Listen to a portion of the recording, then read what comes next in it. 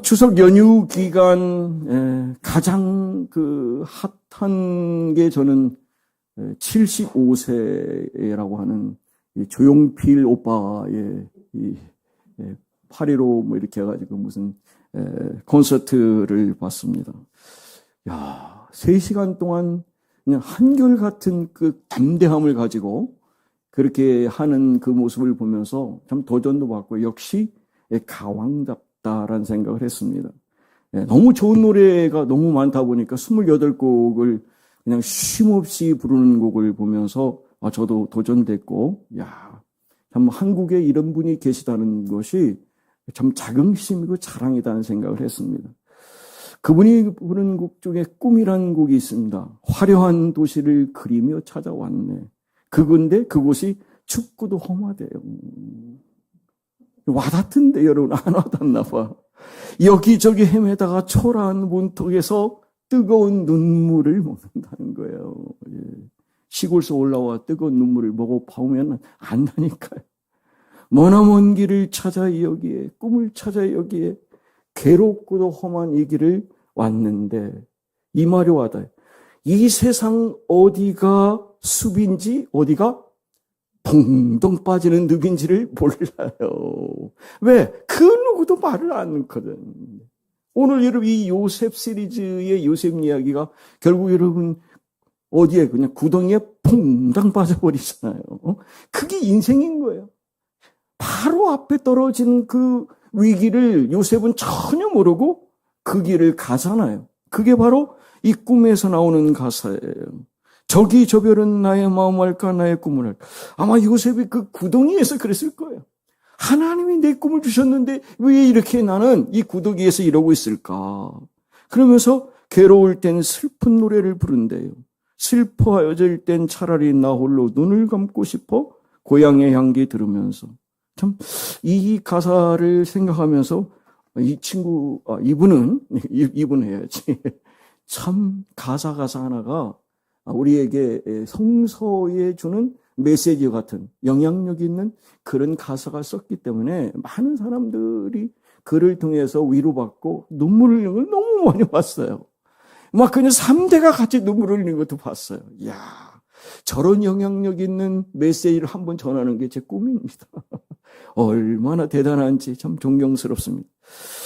잠언에 보면 29장 18절 말씀인데요. 묵시가 없으면 백성이 방자히 행하거니와 이렇게 되어 있어요. 묵시가 없으면 백성이 방자히 행한다는 겁니다. 그래서 이 묵시를 영어로 봤더니 이게 비전이라는 거예요. 해석을 제가 해보니까 비전을 가지고 있지 않는 백성은 망한다라고 말하고 있어요. 여기서 보면. 그러면서 율법을 지키는 자는 복이 있다라고 하고 있습니다. 우리가 이제 찬양을 부르겠습니다만은 490장 보면 주여 지난밤 내 꿈에 배웠으니 그 꿈 이루어 주옵소서. 할렐루야. 나의 놀라운 꿈 정녕 남있기는 장차 큰 은혜 받을 편이 나의 놀라운 꿈 정녕 이루어져 주님 얼굴 뵙는 여러분 되시기를 주님으로 축복합니다. 하나님 우리를 부르셨어요. 그게 바로 이 요셉의 얘기를 통해서 얘기하는 게 그냥 막연한 세상의 꿈이 아니라 저와 여러분을 향한 하나님의 예정하심.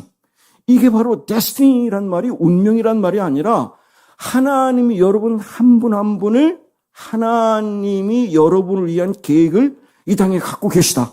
그래서 요셉이 그러잖아요. 그 모든 고난을 당하고 어려움을 겪었을 때는 몰랐는데 깨닫고 보니까 하나님이 나를 앞서서 애굽에 보내셔서 나에게 이런 모든 민족을 살리고 온 세상을 살릴 수 있는 그런 예정하심대로 날 이끄셨구나. 그러니까 형님들 걱정하지 마세요 그랬잖아요. 깨닫고 나니까 하나님의 예비하심이 있었던 거예요. 그래서 우리가 여러분 요엘서 2장에 보면 자녀들은 예언할 것이고 청년들은 환상을 보고 저와 여러분은 어떻게 뭐 하라고요? 꿈을 꾸요. 할렐루야. 그러니까 저와 여러분 꿈을 꾸는 사람이 돼야 돼요. 여러분 성서에 보면 왜 사람들이 요셉이라는 사람을 많이 이렇게 얘기하고 회자할까라는 생각해 보면 예수님이 그 전형적인 모델을 요셉이 산 겁니다. 그래서 우리가 요셉은 예수님의 예표라고 그래요. 그러니까 그의 인생 하나하나의 10가지를 통해서 우리는 예수님 또 오늘 우리가 어떻게 살 것인가를 분명히 하나님은 보여주실 텐데, 하나님 정말 이 그리스도의 모형인 요셉의 삶의 이야기를 통해서 오늘 우리가 어떻게 살 것인가, 그런 인격, 그의 됨됨이, 그의 성품을 통해서 하나님이 만드시고 하나님의 사람으로 정말 온 세상을 살릴 수 있는 이 존귀한 사람으로 세우시는 그 일이 저와 여러분에게 있기를 주님으로 축복합니다. 그 역사를 하나님은 보시고 오늘 이 시대에 우리에게 이 말씀을 이어가실 거라고 저는 믿습니다. 오늘 그래서 첫 번째는 요셉의 오늘 본문에 의지해서 제가 자만심 테스트, 그러니까 우리가 인생을 살면서 꼭 경험하게 될 하나의 그 자만심, 프라이드, 이런 테스트에 대한 부분을 함께 나누려고 합니다. 중요한 것은 이 10가지를 하나님은 왜 주셨을까? 하나하나를 통과해야만 하나님이 예정하신 그 데스티니라고 하는 예비하심에 가는 거예요. 하나님은 틀림없이 저와 여러분을 하나님 부르셨거든요. 그리고 그분은 반드시 우리 각자와 우리 교회를 향하여 주시는 분명한 비전, 목적이, 미션이 있는데 그 부분을 여러분이 마주치는 이 인생 테스트를 통과하셔야, 그래야 하나님이 궁극적으로 예비하신 예정하심을 만들어 가실 수가 있다는 거예요. 그래서 오늘 저와 여러분이 이 말씀을 듣는 이유가 바로 여기에 있고, 하나님 우리를 여러분 엄마의 태로부터 택정하셨다 그러거든요, 사도 바울이. 그리고 그의 은혜를 부으신 하나님께서 자신에게 이방인에게 전도하기 위해서 자기를 이 땅에 세우셨다. 이게 사도 바울이 이방인의 사도로 부르신 목적이라고 얘기를 하고 있고요. 우리를 향한 하나님의 기쁘신 계획, 이게 바로 하나님의 예정하심이고, 원서에서는 데스티니란 말을 썼습니다. 자, 하나님은 오늘 우리에게 첫 번째로 이 자만심 테스트를 주시는 이유. 우리 꿈이 있어요. 찬양했지만 나의 놀라운 꿈 정령 이루어지기를 원하는 그 찬양을 드리고 있는데, 중요한 것은 하나님의 성품을 우리가 갖지 못한다면 우리를 통해서 이루실 하나님의 그 예정하심이 이루어지지 않기 때문에 이 일을 하나하나씩 잘 이겨내셨으면 좋겠어요. 저도 이 말씀을 준비하면서 다른 사람이 아니다, 너다 이놈아, 너야, 이런 얘기를 여러 번 마음의 음성을 들었거든요. 그래서 사실은 저를 향한 메시지이고 제가 이 부분에서 확실하게 받아야 되겠다 하는데 희망이 있어요. 고린도전서 10장 13절인데요. 하나님은 우리가 감당치 못할 시험을 허락하지 않으신대요. 할렐루야. 요셉이 이겨낸 것처럼 우리도 이겨낼 수 있고, 그 이겨내게 되면 반드시 하나님의 예정하심 가운데 이 역사를 쓰게 하실 줄 믿습니다. 요셉의 이야기를 여러분 기억하시지만요, 요셉이 오늘 본문에 보면 2번의 꿈을 꿨습니다. 그의 아버지 야곱도 2번의 꿈을 꾸거든요. 하나님은 참 기가 막힌 거예요. 이 말씀을 보면서 그런 거죠. 우리 아시는 것처럼 17살에 아버지 품을 떠나서 결국 애굽에 팔렸습니다. 그러니까 아버지랑 17년 산 거죠. 그리고 야곱이 130세의 바로왕 앞에 가가지고 내가 산 삶이 130년인데 뭐라고 해요? 험악한 삶을 살았다 그랬습니다. 험악한 인생을 살았습니다. 그의 인생 130년이 그냥 형 에서를 붙잡고 어떻게든지 내가 형처럼 장자의 권을 가지고 뭔가 해보려고 했던 그 야곱의 삶은 스스로 자기 스스로가 살았던 그 삶이 돌아보면 험악한 인생이었다고 그랬습니다. 그런데 그가 사랑하는 그 아들, 죽은 줄 알고 수십 년을 그렇게 가슴앓이 했던 그 요셉을 만나고 난 뒤에 어떻게 살았을까요? 남은 17년을 더 살았습니다. 147세. 우리가 여러분 이 창세기 50장에 가보면 그 야곱이 죽었을 때 말이죠, 딱 한 사람 빼고 다 장래 행렬에 따라갔습니다. 누구 빼고? 바로 왕 빼고 모든 사람이 다 쫓아갔어요. 그런 말 있잖아요, 여러분. 정성이 죽으면 아무도 안 온대. 정승집에 개가 아프면 다 문 안 온다잖아. 그러니까 요셉의 아버지 야곱을 볼 때는 여러분 철로잖아요. 노인 양반 아닙니까? 그런데 그 아들이 세상 전체를 쥐고 있는 절대 지존자니까 요셉 때문에 바로왕 빼고 나머지 모든 사람들이 하란까지 그 며칠을 걸려서 그 장례를 치른 겁니다. 그리고 국상 치를 때처럼 90일을 조상 치렀다니까요. 이 정도면 최고의 조상을 치른 거잖아요. 그러니까 야곱의 인생은 그의 아들 요셉을 통해서 최고의 마무리된 인생이거든요. 저는 이 말씀을 준비하면서 하나님, 우리 사랑하는 주의 백성들에게도 자녀 요셉을 통해서 야곱이 받은 그 최고의 마지막 영광, 끝이 좋으면 뭐라고요? 모든 게 다 좋다 그러잖아요. 그런 은혜를 저와 여러분이 받으시기를 주님의 이름으로 축복합니다. 하나님 우리 교회를 그냥 세우신 거 아닙니다. 틀림없이 하나님의 역사와 임재 가운데 이곳을 세우셨어요. 오늘 보시면 그러잖아요. 형제들은 네가 그럼 우리 다스릴 왕이 될 거냐 있나? 그러면서 시기하였더라 그러는데 야곱은 어떻게 해요? 이해할 수 없지만 마음에 두었다. 할렐루야. 오늘 주시는 말씀을 여러분 마음에 담으시기 바라요. 그리고 그 마음에 담으셔서 하나님이 야곱에게 그 마지막 17년을 최고의 인생을 살게 하셨던 것처럼 여러분의 마지막 인생이 하나님과 더불어 축복의 인생이 되시기를 주님의 이름으로 축복합니다. 자, 오늘 요셉의 인생 테스트, 이 자만심 테스트를 보면 여러분 아시다시피 이 요셉이 자기 형들이 이렇게 양치러 갔을 때 가서 그냥 돌로 보고만 온 게 아니라 뭐라고 하죠? 그들이 잘못한 것을 고자질하였다. 할렐루야.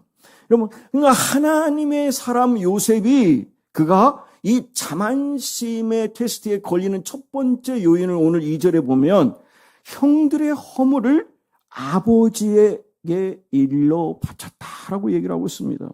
그러니까 우리가 다른 사람의 행동을 비난하고 판단하는 것은 우리 안에 뭐가 있다는 거예요? 내가 이만한 사람이 하면서 자만심의 모습이 있는 거죠. 자만심이 있다는 것을 보여주는 겁니다. 그러니까 요셉은 틀림없이 자만했다는 겁니다. 그리고 하나님이 이거를 아셨어요. 그런데 중요한 것은 그 자만에 빠져 있는 이 요셉을 향하여 하나님은 여전히 그를 세우시고 하나님의 예비하심을 이끌어 가신다는 거.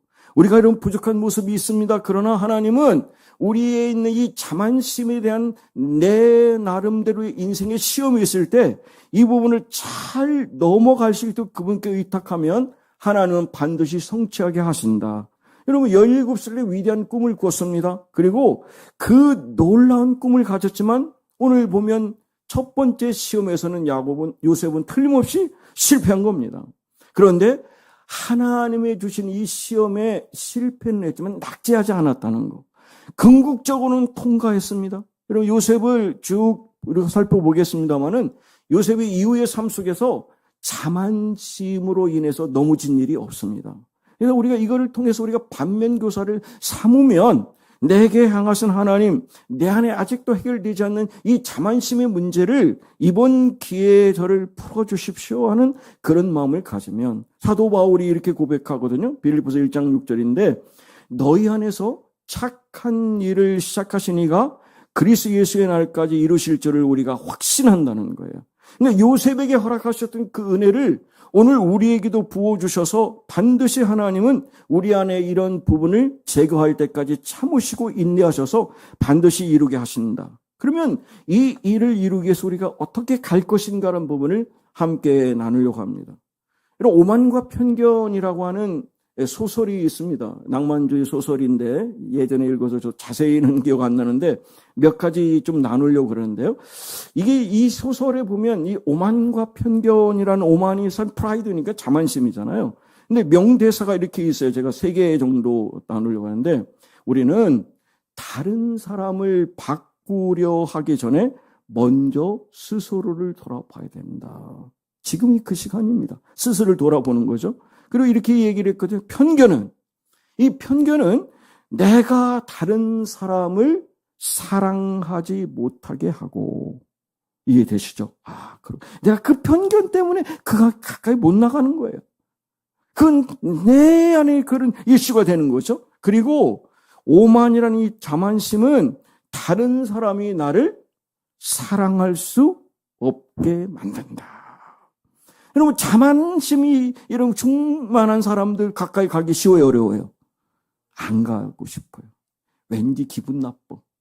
잘난 거 알아.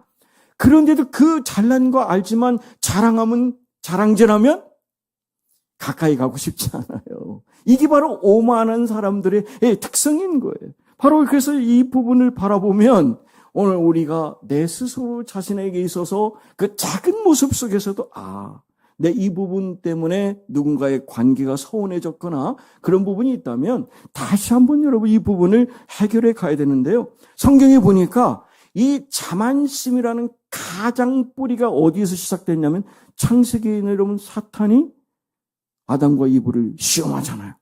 시험하죠? 그러면서 하는 얘기예요. 야, 너 이거만 먹으면 어떻게 된다고요? 하나님과 똑같이 돼 그랬잖아요.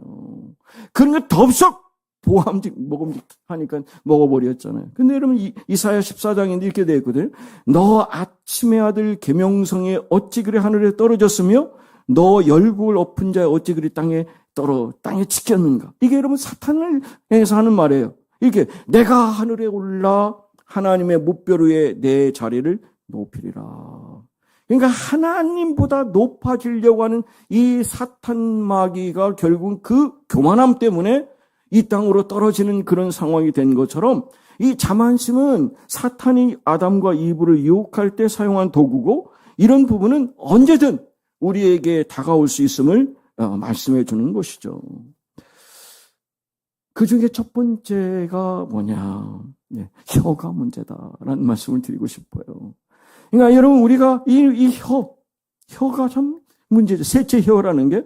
그래서 이 부분을 제가 나누려고 하는데 잘난 체 하는 게 문제라는 거예요. 자랑질하는 게 문제인데 잘난 체 하는 것은 미성숙함을 보여주는 지표다 그랬습니다. 제가 많은 분들을 이렇게 대하지는 않았지만 대체적으로 이렇게 종교 지도자들이나 사회적으로 이렇게 인격적으로 되신 분들을 보면 그분들은 자신을 잘 드러내지 않더라고요. 그냥 그런 생각을 해봤어요. 저분은 굳이 내가 이런 사람이 얘기하지 않아도 다 알아주잖아요. 그리고 인정하잖아요. 그러니까 굳이 자신을 드러내기 위해서 드러내는 일을 안 해요. 그러니까 묵묵하게 있고 안정된 모습이 보이는데 뭔가 좀 불안해서 나를 드러내지 않으면 안 되겠다 생각하는 사람은 자꾸 드러내는 거예요. 이 얘기를 하는 동안 저를 향해 주님께서 너다 이놈 새끼야 그러시는데요. 그러니까 당당하게 이렇게 있는 분들 제가 이렇게 인격적으로나 여러 가지 사회적으로 이렇게 돼 있는 분들 보면 정말 묵묵하게 그런 말 한 번도 혀를 놀리지 않더라고요. 그런 부분을 보면 그래서 야고보 3장 2절에 보면 우리가 다 실수가 많은데 말에 실수가 없는 자를 뭐라고요? 온전한 자라고 한다는 거예요. 그러니까 여러분 우리가 말에 실수가 없으면 온전한 예수님의 제자로서 살 수 있다라는 것을 사도 야고보가 한 것이죠. 그래서 우리가 이런 부분에 그냥 누군가가 자기를 자꾸 드러내고 잘난 체 하는 거는 자만심이 그 안에 있다라는 것을 말해준다는 겁니다. 내가 지금 이렇게 해왔거든, 이 정도거든, 이렇게 했거든. 그런 부분을 자꾸 드러내는 부분은 그것도 역시 내 안에 아직도 해결되지 않는 자만심의 문제가 있다라는 부분을 얘기하면서 이분이 그런 얘기를 했어요. 자만심을 해결하는 방법은 입을 닫는 거라는 거예요. 입을 닫는 거. 혀를 더 이상 놀리지 않는 거라는 거예요. 왜? 하나님 영광 돌리기 위해서 우리가 이 땅에 존재하잖아요. 그죠? 하나님 나라를 위해서 우리가 살잖아요. 그렇다면 내 자신의 말이 아니라 하나님의 영광을 돌린다면 초점을, 무게중심을 누구한테 두는 거예요? 하나님께 두는 거죠. 그렇기 때문에 그러면 내 자만심의 문제를 해결할 수가 있다라는. 그래서 여러분 이 잘난 체 하는 걸 그만두는 가장 좋은 방법은 한동안 입을 닫고 있는 거라는 거예요. 닫고 있는 거라는 거예요. 여러분 이렇게 말할 수 있는 게 여러분 제가 그래서 그래요, 여러분. 그래서 여러분 이 목사님이 이 얘기를 하셨어요. 자기 아내한테 그 얘기, 여보, 내가 혹시라도 말을 과하게 하거나 좀 자만적인 그런 생각이 들면 자기를 한번 이렇게 발로 차달라 그랬어. 식탁에 앉아서 얘기할 때마다. 근데 한 보름쯤 지났더니 그냥 이 그 발 아래 여기가 그냥 다 시퍼렇게 멍들었대요. 그게 여러분 우리 인간인 거예요, 여러분. 그렇게 존경 많은 목회자인데도 그랬다는 얘기를 이렇게 얘기해. 아니, 두 다리가 검푸른 멍으로 얼룩졌다는 얘기를 하잖아요. 근데 여러분 우리가 혀를 통제하는 부분에서 꼭 기억하실 것은 혀는 여러분 입을 통해서 말을 하지만 실제 그건 어디로부터 나오는 거예요? 마음으로부터 나오는 거예요. 그러니까 우리의 문제의 근원은 마음에 있다라는 것이죠. 그래서 마음에 가득한 것을 입을 통해서 말한다라고 마태복음 12장 34절에서 예수님 말씀하시거든요. 이렇게 말씀하세요. 입에서 나오는 것들은 마음에서 나오나니 이것이야말로 사람을 더럽게 하느니라. 바로 이런 부분이 있는 거죠. 그래서 여러분 우리가 이 생각을 가지면 이 생각을 자꾸 사탄 마귀가 충동질하는데 그러기 위해서 야고보가 얘기한 게 혀를 제갈 먹어야 된다라고 하는 부분이 바로 그런 차원입니다. 그러니까 이런 마음속에 이 자만을 없애기 위해서는 내가 그런 부분을 하지 않겠다는 강한 의지가 필요한데 바로 이런 자만심의 뿌리를 우리가 어떻게 할 것인가. 여러분 전지가위 아시잖아요. 나무 이렇게 자르는 가위 있잖아요. 그걸 가지고 여러분 잘라내는 게 아주 중요한 거 아시잖아요, 그죠? 그 나무를 저는 잘 모르는데 잘 하시는 분들은 과감하게 적적 잘라내시더라고요. 근데 그렇게 잘라내야 그 나무가 제대로 이 명품 나무가 되는 거 이런 것처럼 우리의 삶 속에서 자만의 싹이 트기 시작하면 그냥 과감하게 잘라낼 수 있는 그런 마음을 가져야 된다는 겁니다. 제가 잠깐 말씀을 드렸는데, 정말 제가 기독교인들의 그 리더십을 보면서 생각했던 부분이, 이 리더들의 공통점을 제가 발견한 게 세 가지거든요. 안정감입니다. 참 안정되어 있어요. 흔들리지 않습니다. 그런 부분이 있어요. 근데 이게 정말 자만심에 있는 사람들은 이 안정감이 없어요. 그러니까 굉장히 왔다 갔다 하고 불안해하고 이런 부분 때문에 그래서 그런 걸 바라보면 저 사람은 아직도 이 불안정의 문제를 해결하지 못하고 자기 스스로의 자만심에 빠져 있는 경우가 있구나 하는 생각. 그것이 자꾸 자기를 부추기거든요. 안정감이 없으니까 그런 모습이 있다. 그러면 두려움이 생기거든요. 그 두려움이 자기 자신을 이겨내지 못하는 거예요. 그러나 그럴 때 우리가 꼭 기억하실 것은 내가 누구인가. 나는 하나님께서 나를 이 땅에 하나님의 자녀로 삼으신 이 놀라운 축복을 내가 받은 나로서 내 안에 하늘의 평안과 하나님의 자녀라는 이 정체감을 가지면 내 자신에 몰입돼 가지고 자기 자신을 스스로 이 자만심에 빠지는 일을 있지 않을 수 있다라는 부분입니다. 그러기 위해서 우리가 기억할 것은 내가 누구인지를 알고 내가 누구였는가를 아는 게 중요하다는 것이죠. 그러니까 하나님 아들 예수 그리스도의 은혜를 아니면 우리는 영원히 죽을 수밖에 없는 그런 존재잖아요. 그런데 하나님이 그 아들을 통해 값비싼 구원을 통해서 우리를 하나님의 자녀로 삼으셨으면 그 사명 감당할 수 있는 그 은혜를 받은 우리는 얼마든 이 부분을 이겨낼 수 있다. 하나님의 양자로서 하나님의 역사를 이룬 그 사건. 사도 바울이 얘기합니다. 자녀면 상속자라고 얘기했고 하나님의 상속자고 그리스도와 함께한 상속자니 우리가 그와 함께 영광을 받기 위해서 고난도 받아야 할지니라. 할렐루야. 하나님이 오늘 우리에게 이렇게 안정감과 확고한 정체성을 주신 겁니다. 말씀을 마무리하겠습니다. 사랑하는 여러분, 거룩한 하나님의 임재 안에 머물러 있는 시간을 가지면 우리는 겸손해질 수 있습니다. 제가 늘 저 스스로도 돌아보고 그러면서 하나님은 겸손한 자를 쓰신다. 겸손한 자는 결코 자기 자신을 드러내지 않습니다. 왜냐하면 하나님의 절대적인 은혜로 내가 여기 있는데 나 같은 이 죄인 중에 괴수고 정말 만삭되지 못한 자라고 하는 이 겸손함을 사도 바울이 알았을 때는 자기 자신을 높이지 않았습니다. 근데 그런 부분을 바라보면 하나님을 정말 인격적으로 만나면 겸손해질 수밖에 없고 겸손하면 이 자만심의 문제는 반드시 해결해 주신다. 바로 이 요셉이 그 일을 통해서 하나님을 마치 얼굴과 얼굴을 마주하는 인격적인 그런 만남, 그 은혜를 통해서 하나님의 역사를 쓰게 하신 그 이후에 그 요셉은 다시금 이 자만심의 문제로 넘어진 적이 없습니다. 사랑하는 여러분, 저 여러분은 반드시 우리에게 허락하신 하나님께서 네가 나를 진실로 알고 정말 영적으로 하나됨을 알면 네 안에 있는 그 고질적인 이 자만심의 문제를 해결해 줄 거야. 그분은 반드시 우리에게 꿈을 주시고 비전을 주셨습니다. 이 교회를 향한 꿈도 비전도 저는 분명히 믿고 가는데 바로 이 부분을 우리가 잘 해결했을 때 하나님은 하나님을 향한 우리의 모든 계획을 반드시 이루실 줄 믿습니다. 그 일을 통해서 우리 교회가 새로운 미래를 써갈 것이고 그 하나님의 역사를 쓰는 그날까지 여러분 모두가 정말 하나님 보실 때 참 너는 겸손하다. 어쩌면 그렇게 내 마음에 맞냐. 하나님의 깊은 은혜와 감사 속에서 겸비한 모습으로 하나님 인정받는 저 여러분 되시기를 주님의 이름으로 축복합니다. 아멘.